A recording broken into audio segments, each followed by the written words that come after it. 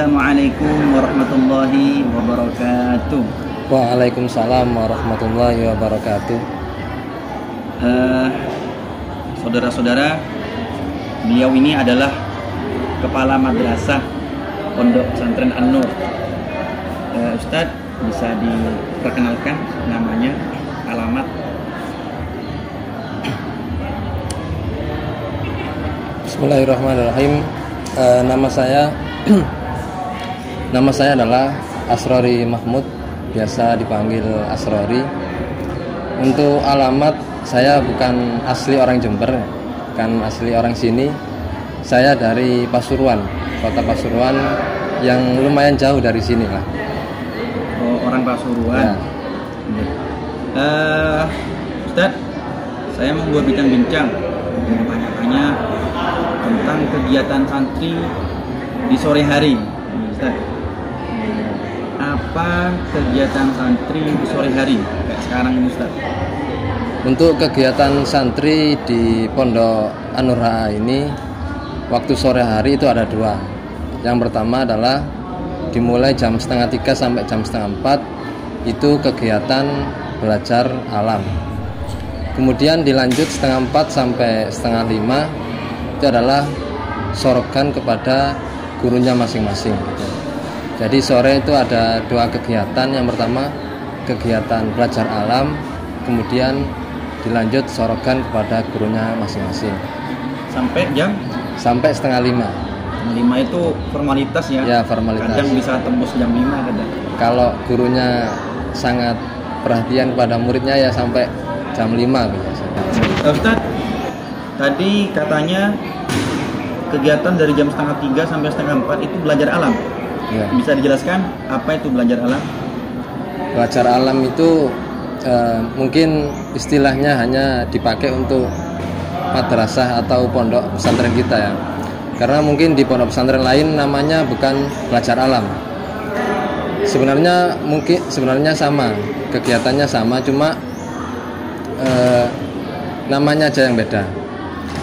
Belajar alam itu isinya adalah persiapan siswa untuk menyetorkan bacaan kepada gurunya masing-masing. Bisa dicontohkan, Ustaz? Ya. Bisa dicontohkan bacaan apa yang disetorkan? Jadi untuk kelas 4 itu adalah semisal kelas 4 itu adalah menyetorkan bacaan Fathul Qorib Ubudiyah itu. Jadi sebelum setoran kepada gurunya, para siswa itu menyiapkan bacaan atau bacaan yang akan disetorkan pada gurunya. Berarti yang disetorkan itu berbentuk gundul? Ya. Jadi yang disetorkan kepada guru saat setoran itu memang pakai lafadz atau teks kitab gundul, kosongan, tanpa makna, tanpa harokat, tanpa makna. Dan dituntut harus lancar begitu ya? Ya. Oleh karenanya harus ada belajar alam. Sehingga para siswa itu ketika belajar alam memang dikhususkan untuk persiapan itu ya. Sehingga ketika sorokan kepada gurunya bisa lancar dan tepat sesuai dengan makna dan harokatnya juga. Oke. Ustadz, bisa dijelaskan target dari sorogan itu apa?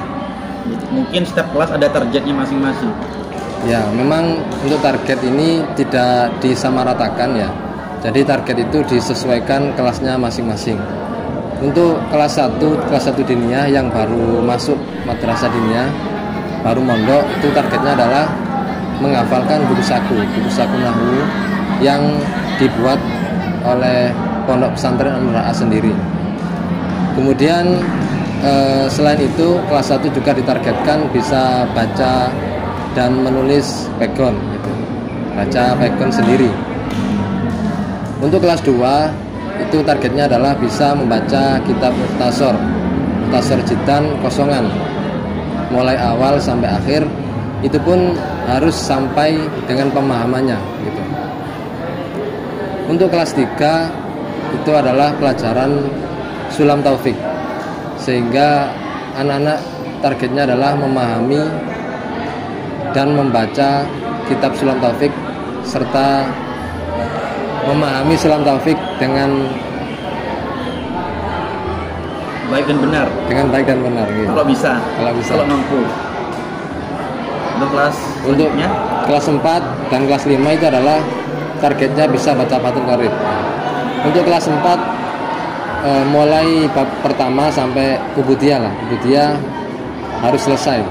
Untuk kelas 4 harus selesai, harus bisa memahami dan juga membaca Fathul Qorib Ubudiyah. Untuk kelas 5 Fathul Qorib Muamalah.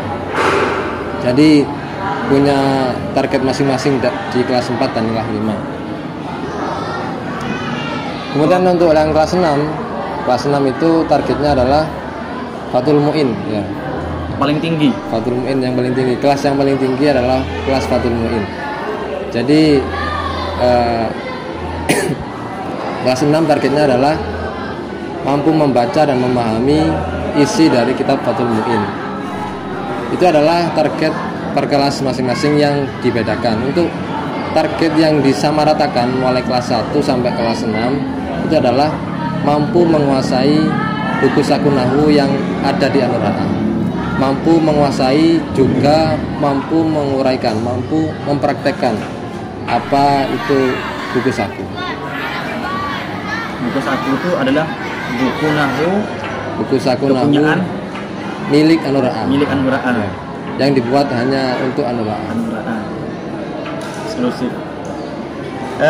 Terakhir Ustaz mau tanya, apa dari kegiatan ini Ustaz selaku pengempu yang bertanggung jawab yang ngurusin anak-anak ini, apa menemukan kendala Ustaz?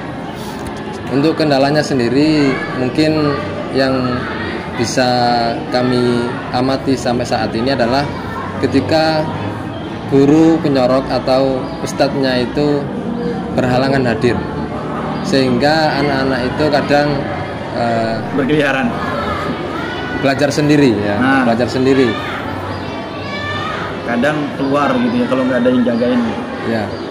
Kadang karena kalau sore hari itu para pengajarnya sudah dibagi-bagi, sudah diminimalisir lah. Jadi setiap guru memegang beberapa anak, biar intensif gitu.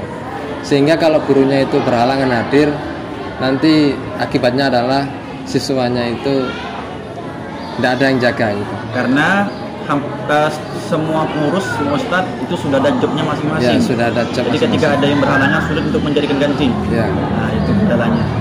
Nah, kita doakan semoga para pengajar, para penyorot diberikan kesehatan, amin, amin, bisa membimbing anak-anak kita, amin, lebih baik mencetak generasi bangsa yang sholihin dan sholihat, amin, amin, dan niat-niat yang lain. Ya. Ustaz, terima kasih waktunya sudah mau hadir. Ya. Semoga Ustaz cepat ditemukan dengan tulang rusuknya yang pernah hilang mungkin. Amin, amin, amin. Akhirnya, wassalamualaikum warahmatullahi wabarakatuh. Waalaikumsalam warahmatullahi wabarakatuh.